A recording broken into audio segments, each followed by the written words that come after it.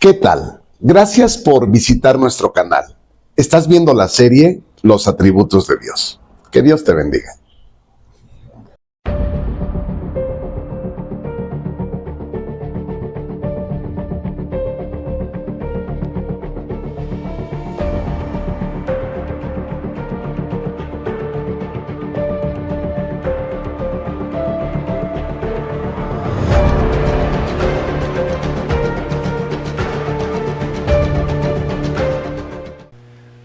En esta ocasión vamos a compartir una enseñanza que titulamos Jesús, la personificación del amor.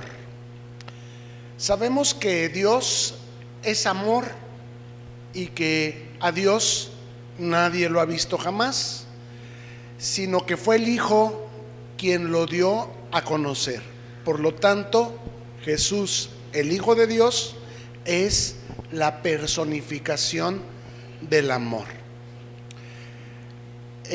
Nadie dudamos que la palabra del Señor, todas las enseñanzas que Jesús nos da, nos revelan que Dios es amor.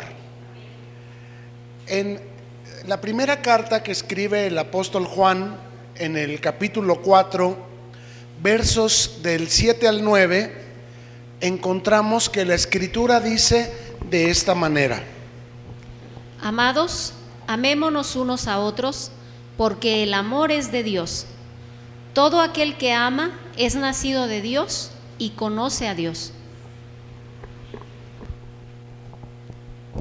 Amados, amémonos unos a otros, porque el amor es de Dios. Esto nos muestra que la consecuencia de conocer a Dios es amar a los que Dios ama. Amémonos unos a otros. ¿Quiénes somos a quienes debemos amar? A los que amamos a Dios, los que también son cristianos por la gracia de Dios. ¿Y debemos amar a toda la gente? Claro que sí, pero principalmente debemos amar y no aceptar acusación contra los escogidos de Dios, porque así está escrito. Entonces, la consecuencia de conocer a Dios es amar a los que Dios ama. Dios, entendemos, ama al Hijo y también ama a los que aman al Hijo. ¿Están de acuerdo conmigo? Si Dios dijo: este es mi Hijo amado en el cual está mi contentamiento, de igual modo el Señor nos ve a nosotros y dice de nosotros: estos también son mis hijos y en ellos está mi contentamiento, sobre todo cuando somos capaces de dejarnos dirigir por su Espíritu cuando estamos atravesando por circunstancias complicadas, cuando con nuestras acciones, obedeciendo a Dios, le damos gloria a Dios. Entonces seguramente Dios se complace y dice: estos también son mis hijos en los que está mi complacencia. Entonces la consecuencia de conocer verdaderamente a Dios es, fíjese bien, amar a Dios sobre todas las cosas, amar a los hermanos y amar al Hijo de Dios. A continuación, en el verso siguiente, el verso 8, encontramos que la Escritura dice de esta forma: El que no ama no ha conocido a Dios, porque Dios es amor. El que no ama no ha conocido a Dios. Es decir, es imposible que alguien que no ha conocido a Dios realmente ame. Entonces, ¿cómo es que alguien dice: es que en el nombre del amor Se permite el matrimonio homosexual, se permite el divorcio para casarme con una persona que realmente me siento enamorado de ella. ¿Esto es amor? ¿Y por qué podemos decir que no es amor? Porque no está de acuerdo a la palabra de Dios. El que ama a Dios, ama y obedece sus mandamientos. Y no le son gravosos, sino son naturales. Pero el que no conoce a Dios, aunque diga que ama, realmente no ama. Lo que tiene es una pasión desordenada, es una pasión pecaminosa, pero no es amor, porque el amor no hace nada indebido. El amor no guarda rencor, el amor no busca lo suyo, el amor no tiene envidia. Entonces, a lo que mucha gente llama amor es un malentendido, es una confusión, es un engaño de Satanás que está en su mente y que está en sus sentimientos, en sus deseos, y que está afectando sus relaciones y sus decisiones. El que no ama, dice, no ha conocido a Dios, porque Dios es amor.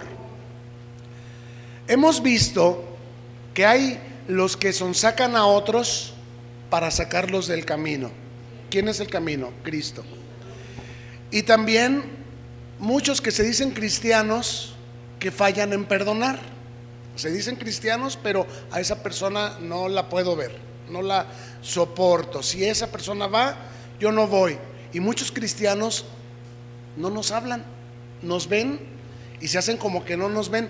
¿Cómo le van a hacer cuando estemos todos en el cielo?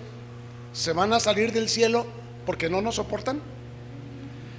¿O nosotros nos vamos a salir del cielo porque no soportamos a esas personas?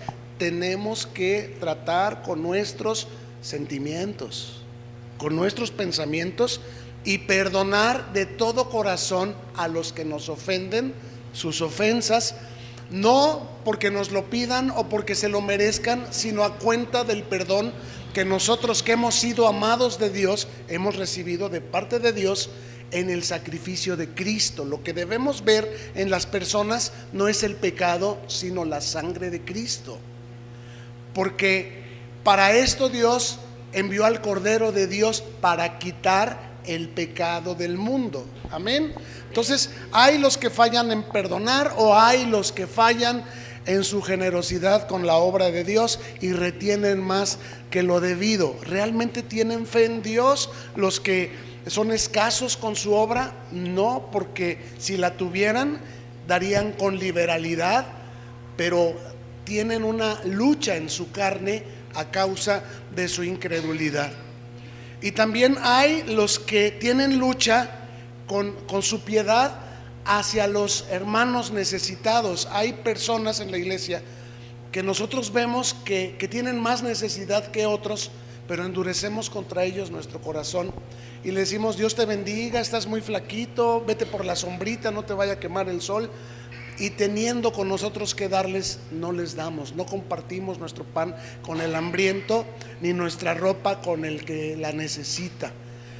Y fallamos de muchas maneras, y tales son evidencias de que no hemos conocido a Dios.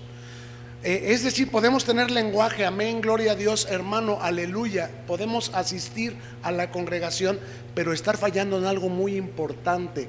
Conocer es tener intimidad con Dios. No se puede dar lo que no se tiene. No podemos dar amor en sus manifestaciones que te he mencionado si no tenemos realmente una intimidad con Dios.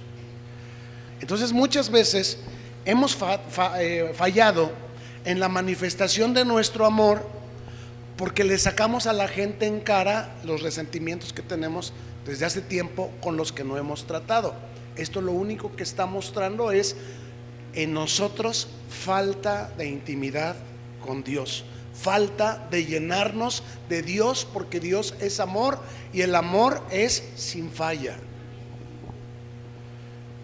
El amor, entonces, dijimos, no hace nada indebido, no se irrita, no busca lo suyo. Y el que no ha conocido a Dios, el que no ha tenido la intimidad suficiente con Él, no lo puede dar, y por sus frutos se conoce el árbol. Entonces, hagamos el fruto bueno desde su raíz. Delante nuestro, el Señor nos dice: mira, tú te vas a meter tan profundo en estas aguas como tú quieras. El agua te puede llegar a los tobillos, o te puede llegar a la rodilla, o puedes meterte más profundo hasta que ya no puedas estar de pie ahí y solamente a nado puedas pasar. La profundidad la escoges tú. Es importante que nosotros decidamos llenarnos más de Dios.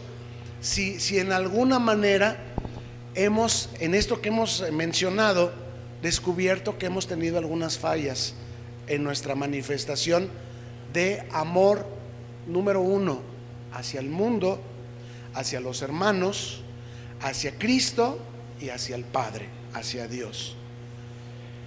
Y dice el verso 9 de esta manera: en esto se mostró el amor de Dios para con nosotros, en que Dios envió a su Hijo unigénito al mundo para que vivamos por Él. En esto se mostró el amor de Dios para con nosotros. ¿En qué? En que Dios envió a su Hijo unigénito al mundo para que vivamos por Él. ¿Acaso Dios no ama a su Hijo? Claro, pero Dios nos ama también a nosotros. ¿Y quién estaba perdido? Nosotros. Y Dios envió a su Hijo para que nosotros no muriéramos. Y sabemos que la muerte a la que se refiere la Biblia no es como la muerte biológica, sino es una vida separados de Dios, una vida sin comunión con el Espíritu, una vida sin entendimiento de la palabra de Dios. Bueno, una vida sin conocimiento de la palabra, es decir, sin acercarnos jamás a la Biblia. Lamentablemente vivimos un tiempo en el que aún en muchas iglesias cristianas, las cuales debiéramos ser columna y baluarte de la verdad, ya no se usa la Biblia. La gente no estudia la Biblia. Vienen solamente a escuchar, y muchas veces ni siquiera les predican Biblia. Les predican psicología, les predican humanismo, les predican agorería, buenos augurios, falsas profecías, lo que la gente quiere oír. Y la gente dice sí y amén y gloria a Dios, y tienen lenguaje y tienen alabanza, y a veces cantan unas barbaridades que no tienen nada que ver con la palabra, pero no lo distinguen. ¿Por qué? Porque no conocen a Dios. A Dios solamente lo podemos conocer por medio de su palabra, y luego ahí andamos creyéndonos herejías y mentiras de espíritus engañadores que arrastran en la apostasía a muchísima gente, en el error a muchísima gente. Entonces, en esto se mostró el amor de Dios para con nosotros. ¿En qué? En que tenemos al Hijo. Por el Hijo tenemos la palabra de Dios. El que oye y hace es como el que edifica su casa sobre roca. Pero muchos ni oyen siquiera la palabra, se congregan, pero no les dieron Biblia. En su casa jamás abren su Biblia y viven como mundanos, cargados de falta de amor. El que no conoce a Dios falla en todas esas cosas que les he mencionado. Y tienen lenguaje, amén, gloria a Dios, hermano y aleluya, pero fallan en su amor, porque el que no conoce a Dios no ama. El que no tiene intimidad con Dios no ama. El amor del Padre se manifestó en que envió a su Hijo para que, ¿qué dice ahí? Vivamos. Nuestra vida debe estar sustentada sobre la roca que es Cristo, para que vivamos por Él. Él es el camino, Él es la verdad y Él es la vida. Él es el modelo que nosotros debemos seguir. Él nos enseñó a orar llamando a Dios Padre, Padre nuestro. Pero a veces hasta ahí llega nuestra oración porque ya no tenemos más palabras que decir. Eso es evidencia de que nos falta conocimiento de la Biblia. Y comenzamos a pedir sobre nuestras banalidades. Dice, piden, oran, pero no reciben, porque piden y piden mal para sus propios deleites. Y por lo tanto no reciben. Entonces a veces oramos sí con lágrimas, oramos sí con pasión, pero no sustentados en la palabra. Hemos desechado la palabra. Lo que nos está haciendo buscar de Dios es la necesidad y no la adoración. Y yo quiero preguntarles, ¿qué es lo que busca Dios? ¿Necesitados o adoradores? ¿Adoradores en qué? En espíritu y en verdad. En espíritu se refiere a apasionados, que hagamos lo que tengamos que hacer. Si hay que levantar las manos, si hay que hincarnos, si hay que madrugar, si hay que hacer veladas, si hay que ayunar, lo que tengamos que hacer, que estemos dispuestos a hacerlo, como lo hizo la mujer que padecía flujo de sangre durante 13 años, o como lo hizo Jairo cuando vino y le dijo, Señor, solamente tú puedes ayudar a mi hija que está a punto de morir, que está muy enferma, solamente tú. Lo que tengamos que hacer lo haremos guiados por el Espíritu de Dios. Pero a veces pecamos de falta de espíritu, de falta de pasión, y nos tienen que decir, apláudele a Dios, levanta las manos, cierra los ojos. ¿Por qué? Porque el que está dirigiendo la alabanza está viendo que están con los ojos ahí, viendo el mosco que pasó. El que está dirigiendo la alabanza está viendo ahí que están bostezando, que se sentó. Vamos a ponernos de pie. No tendrían que decirnos esas cosas, no tendrían que estar asusándonos de esa manera, si nosotros adoráramos a Dios. ¿Cómo? ¿En qué? En espíritu y en verdad. Lo que nosotros le cantemos tiene que ser conforme a su palabra, con sabiduría que Dios nos ha dado, y no nada más basados en el sentimiento o en el lenguaje humano. Señor, eres bien buena onda. ¿Sí? Ay, Padre, qué relajado eres, Señor. Qué chido. Eres bien padriuris, Chuchito.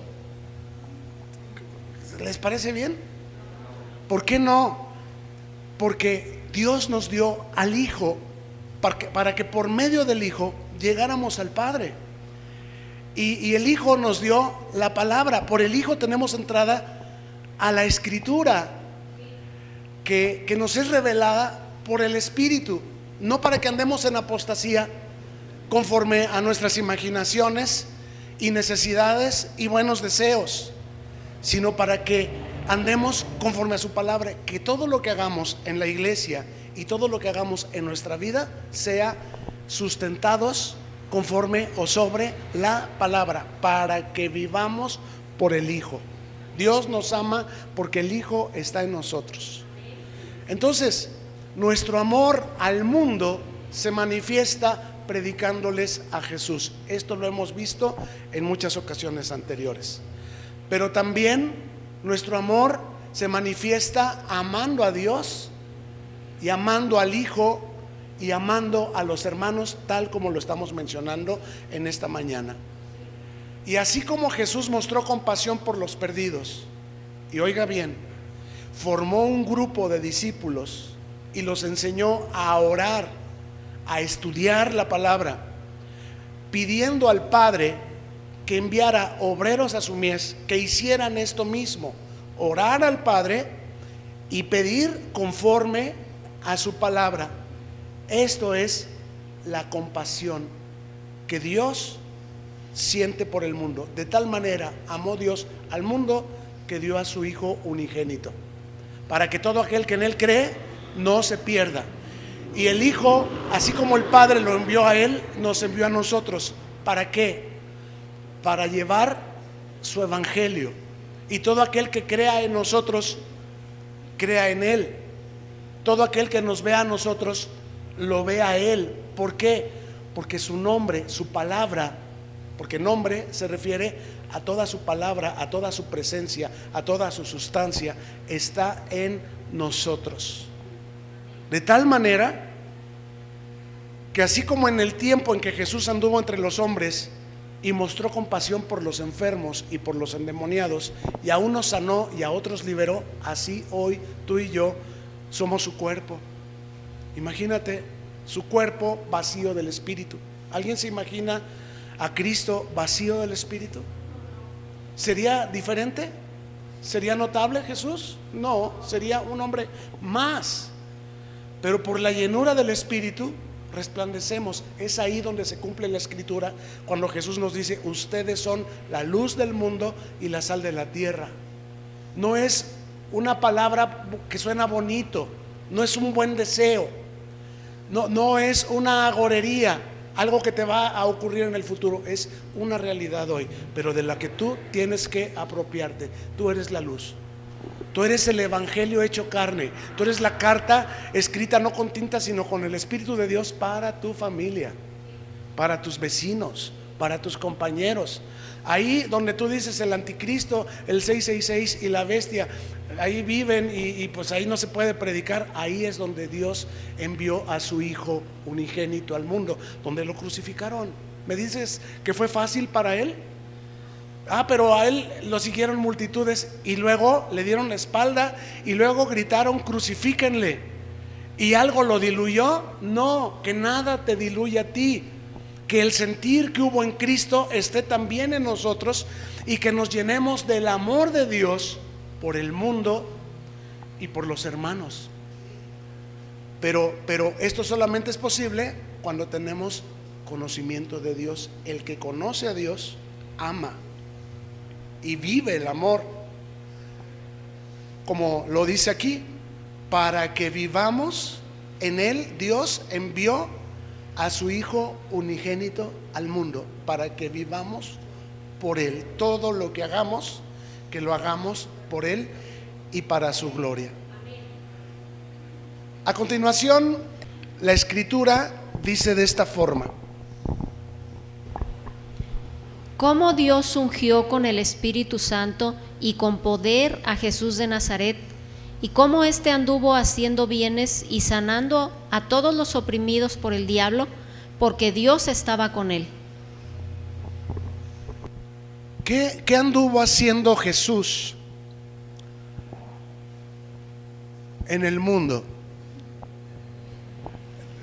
¿Anduvo haciendo qué?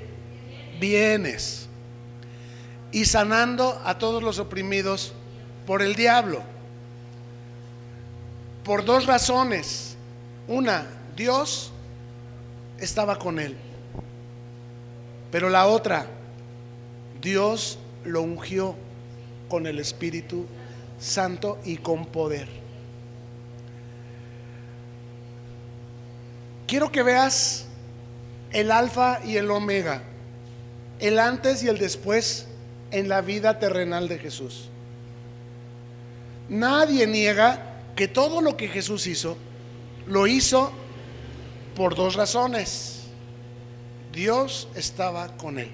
Hasta el soldado romano, cuando Jesús expiró y vio aquel terremoto y cómo inmediatamente las tinieblas llenaron la tierra, exclamó: verdaderamente este hombre era hijo de Dios.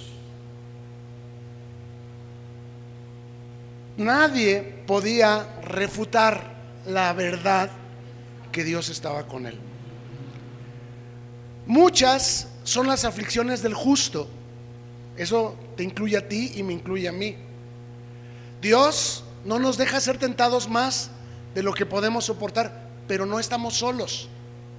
Lo que tengamos que pasar, si tenemos que pasar por las aguas, no van a entrar en nuestro corazón. Pueden anegar nuestro cuerpo, pero eso no va a debilitar mi fe y mi gozo y mi esperanza en el Señor. Igual, si tengo que pasar por la llama que arde, las llamas no van a arder dentro de mí. ¿Por qué? Porque son leves tribulaciones momentáneas. Es mi óptica. Yo sé que Dios está conmigo. Y sé que desde el día de mi redención, desde el primer día en el que Dios me reconcilió con Él por medio de la fe en Cristo y su sangre, Él me ungió con el Espíritu Santo y con poder. Solo que yo a veces he naufragado, como Pedro, al considerar la gravedad de los vientos. su altura, su bravura, su surgimiento repentino. Hay muchas cosas que a mí me sorprenden y me espantan y me hacen reaccionar mal, lo cual muestra que mi carne no está crucificada juntamente con Cristo, lo cual muestra que no tengo la llenura que debiera tener para enfrentar estos problemas que son tan grandes. Dios unge a quienes va a usar para enfrentar un problema específico.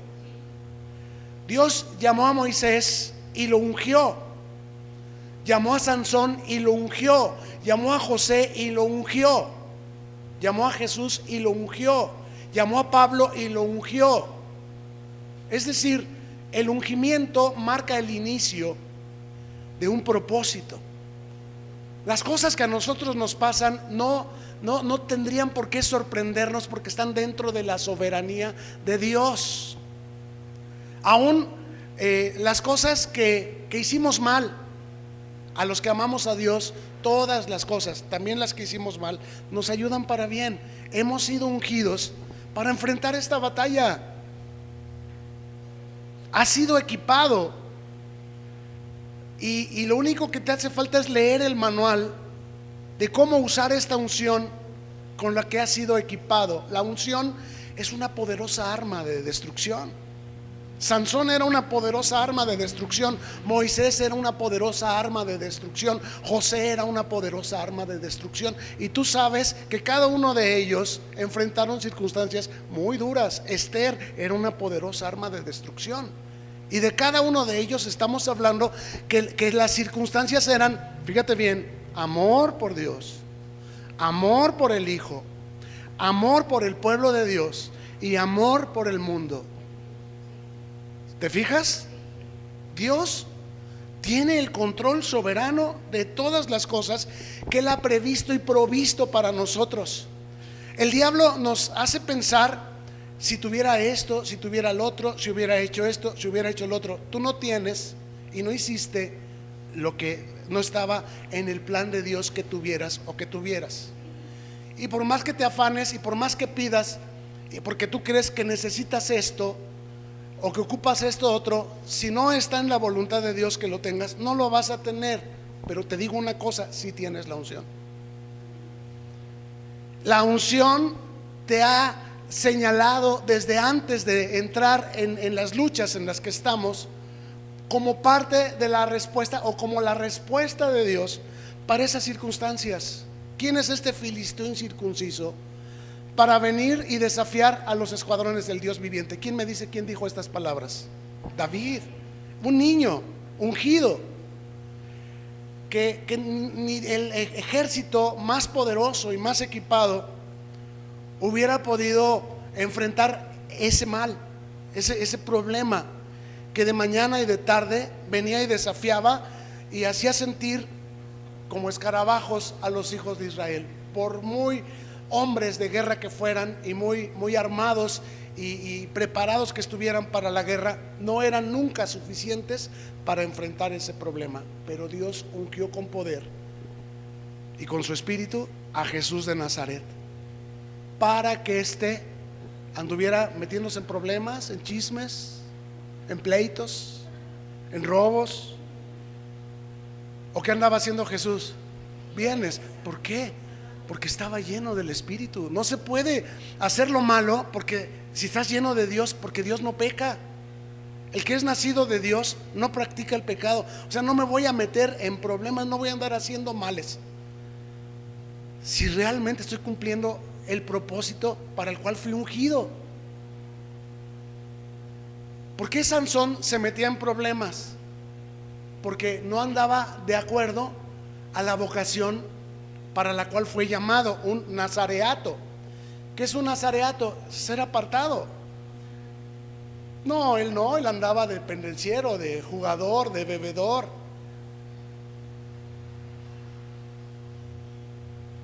Y por esa razón se metió en problemas. Pero tú y yo tenemos la oportunidad de elegir qué tan profundo queremos llegar en las aguas del precioso río del Espíritu Santo. Tú y yo podemos decidir qué tanto nos queremos llenar. Y no viva yo, Señor, sino vivas tú, porque entiendo, fui ungido. El inicio de esta batalla es que tú sabías que la iba a enfrentar y me ungiste para ser más que vencedor. Esto es algo que debemos tener en nuestra mente, en nuestro corazón. Cuando Jesús sanó a los enfermos, esos enfermos que tú tienes, esos enfermos que están ahí en el hospital a donde tú vas, cuando Jesús consoló a los familiares de los que tenían muertos, esas personas a los que tú tienes que consolar porque están ahí esperando a sus enfermos en el hospital o en los sepelios, lo vas a hacer porque Dios te ha ungido para eso. Dios no quiere que se esconda su lámpara, Dios quiere que vayas. Y Dios quiere que abras su entendimiento. Dios quiere que les hables la verdad, la palabra de consolación, la palabra de verdad, la palabra de vida. Amén. De igual modo, cuando Jesús alimentó las multitudes, fue porque Dios estaba con él y porque Dios quería que así lo hiciera. Jesús no se movió en su propia voluntad, sino cuando Dios le mostró, Jesús lo hizo. Jesús fue movido a compasión porque Dios es movido a compasión. Aquí es donde debemos entender. A veces tú y yo oramos y no pasa nada y decimos, pero ¿cómo es que Dios no tiene compasión si yo sí tengo compasión por esta persona? Tú tienes lástima, no compasión. Hoy hasta a la fornicación se le llama hacer el amor. ¿Sí han oído eso? Es un error tremendísimo que la gente tiene desde el lenguaje. Eso no es hacer el amor, eso es fornicar, eso es adulterar. Igual sentimos, yo tengo compasión por... No, tú tienes lástima y lo que quieres es que Dios la sane para que ella crea, pero no le has predicado el evangelio para arrepentimiento. Reconoces que eres pecador. La gran mayoría de los cristianos que conforman las iglesias hoy día no se dan cuenta de la gravedad de sus pecados, por eso siguen pecando, por eso son mediocres, porque no se dan cuenta que el que peca no ha nacido de nuevo. El que practica el pecado no ha nacido de nuevo y se creen que viven y están muertos porque no están obedeciendo a Dios en su dirección. Entonces, que Dios nos llene de su compasión y que nos guíe a la viuda que Él va a levantar de la silla de ruedas.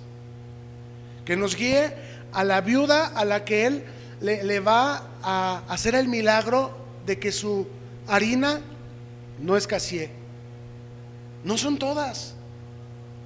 Muchos cristianos hoy dan golpes al aire a ver a qué le pegan y casi no le pegan a nada.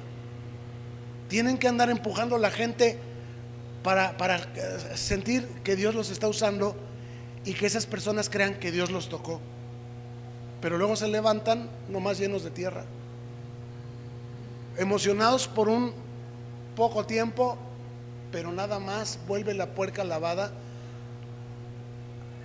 a revolcarse en el lodo, en el cieno, y el perro vuelve a su vómito. ¿Por qué? Porque no es la compasión de Dios, sino es el sentimiento humanista que necesita ser crucificado. En Juan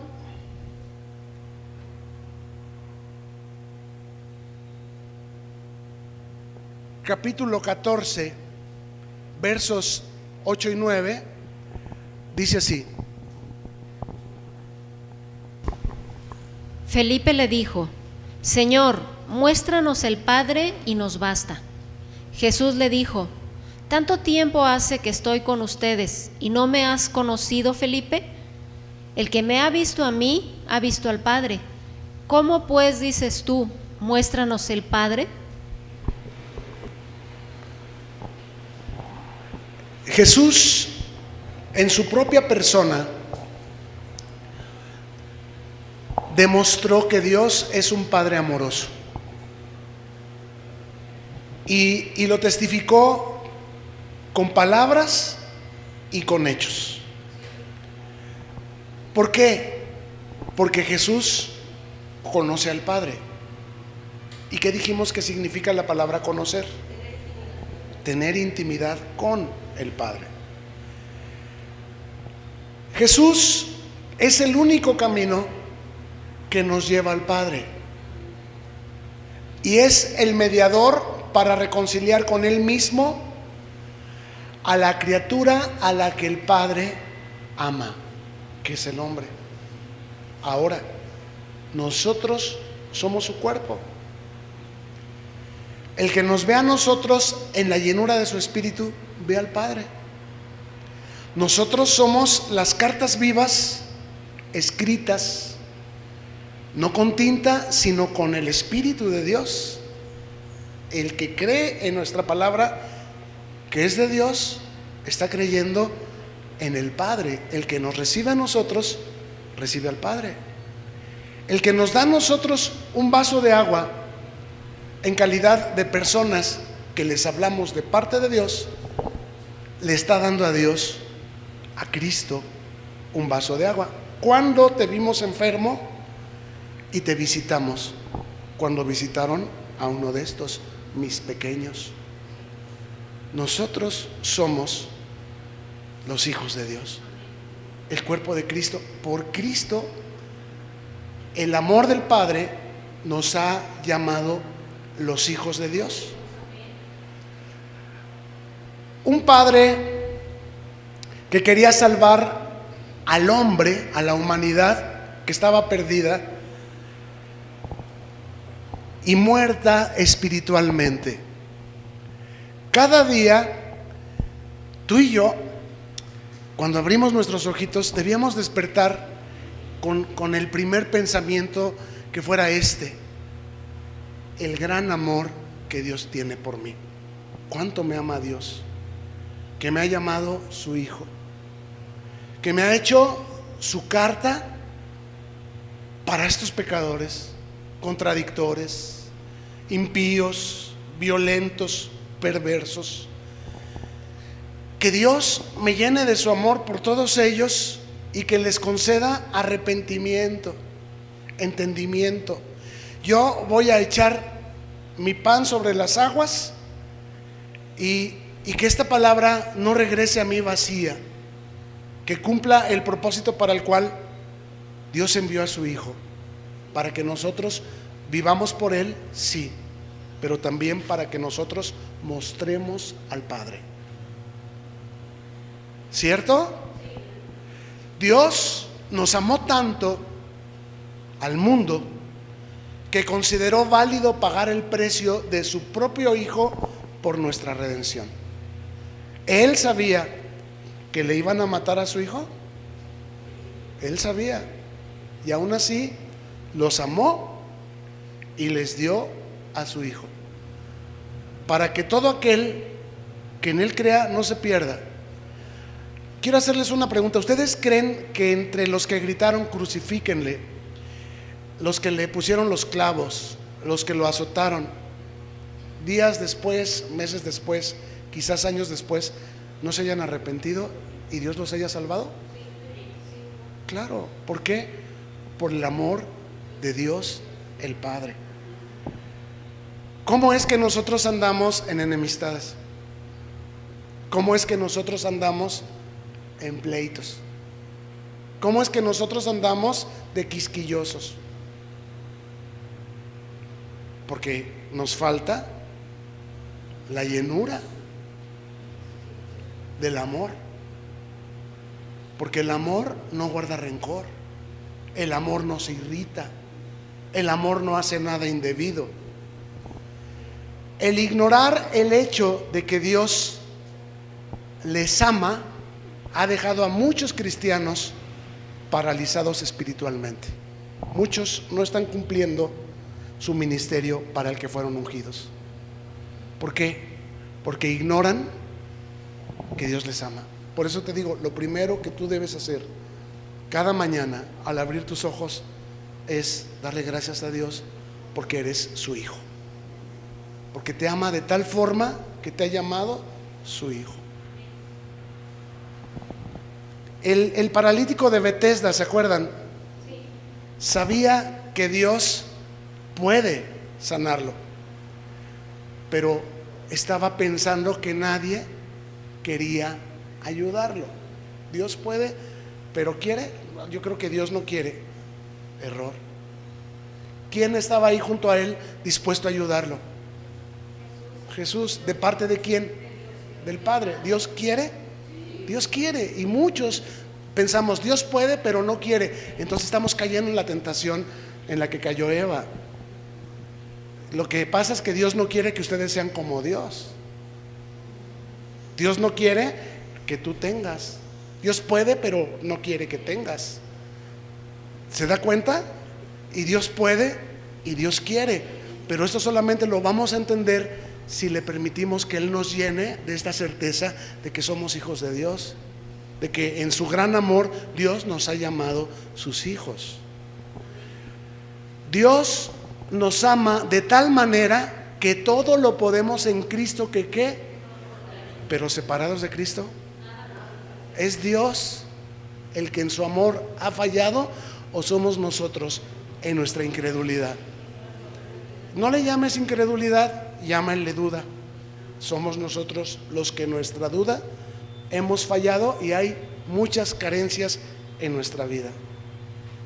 Pero esto solamente es una evidencia de que la principal llenura que debiera no faltar en nosotros es la del Espíritu. Dios nos ama de tal manera que para el que cree hay cosas que son imposibles. Nada le es imposible, todo le es posible. Dios nos ama de tal manera que cree que has recibido aquello que pides y te vendrá. Pero a veces creemos que no hemos recibido. Y es tan sencillo como toma tu lecho y vete. ¿Estás pidiendo sanidad? Levántate y vete. ¿Estás pidiendo claridad en tu visión? Quítate los lentes y trata de leer. Ay, pues no puedo. ¿Está bien? Pero está bien que intentes quitarte los lentes, porque a lo mejor ahí está tu milagro. ¿Me explico? Nos hemos caído en el síndrome del paralítico de Betesda. Sabemos que Dios puede, pero ¿quiere? Si Él quisiera, pues me proveería a alguien que me ayude a entrar antes que los demás al pozo cuando las aguas se agiten.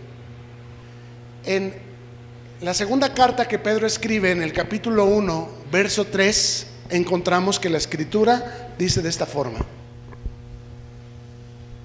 como todas las cosas que pertenecen a la vida y a la piedad nos han sido dadas por su divino poder, mediante el conocimiento de aquel que nos llamó por su gloria y excelencia.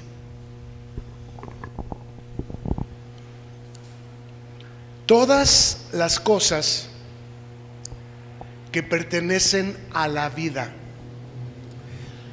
¿Se acuerdan que leímos que Dios nos amó, que dio a su Hijo para que nosotros, los que lo amamos, vivamos por Él?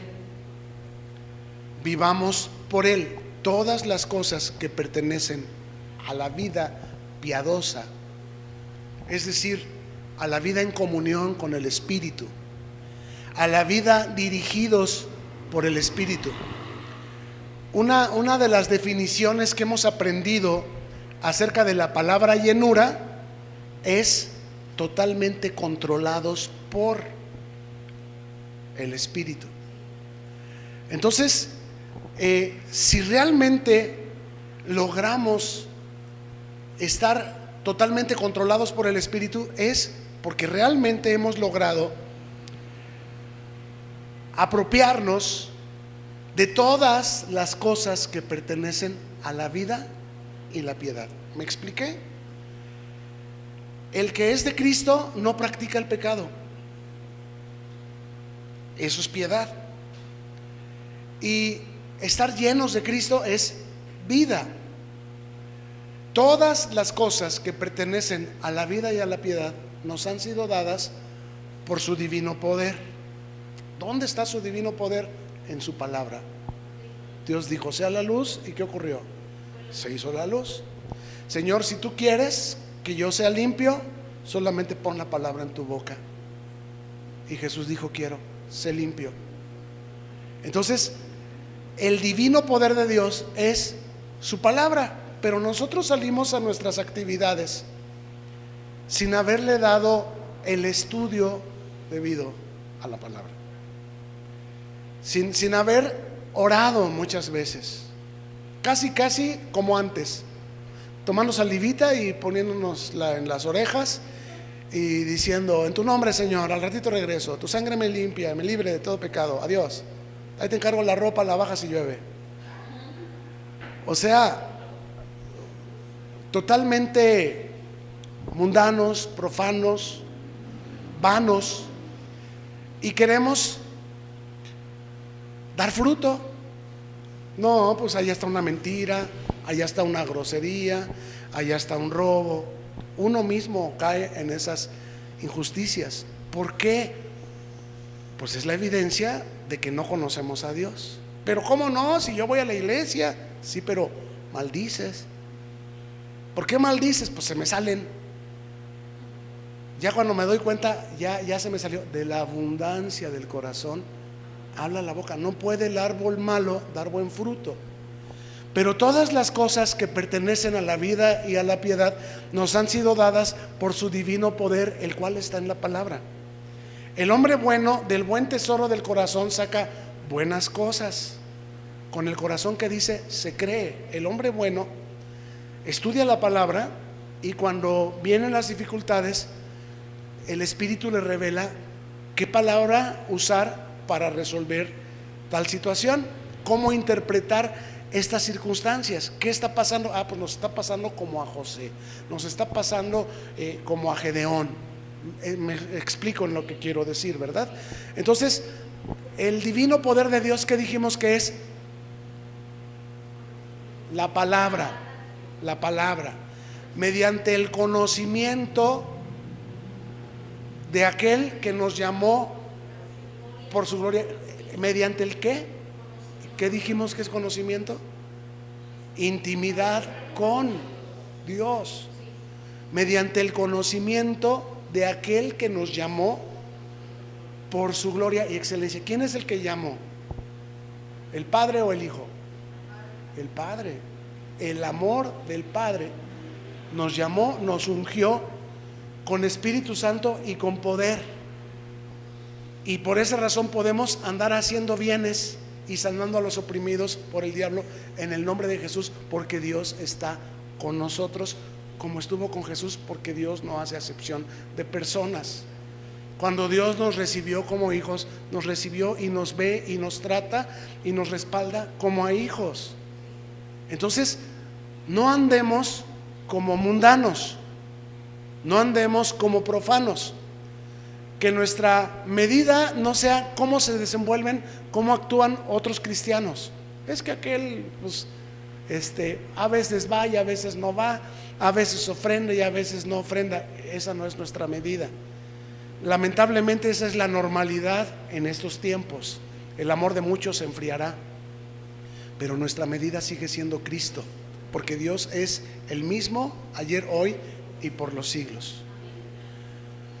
Entonces, a veces no estamos capacitados para apropiarnos completamente de todas las cosas que Dios nos ha dado, a menos que logremos un conocimiento completo de quién es Dios.